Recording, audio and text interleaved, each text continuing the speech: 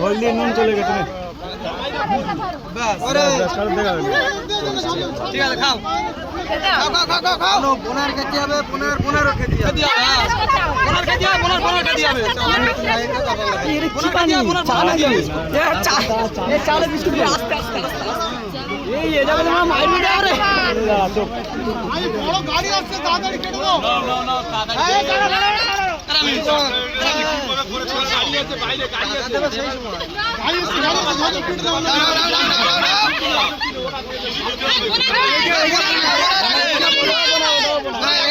নতুন জামাই এই যে তোর পরে খাবে এই পুরো কত মুচি কর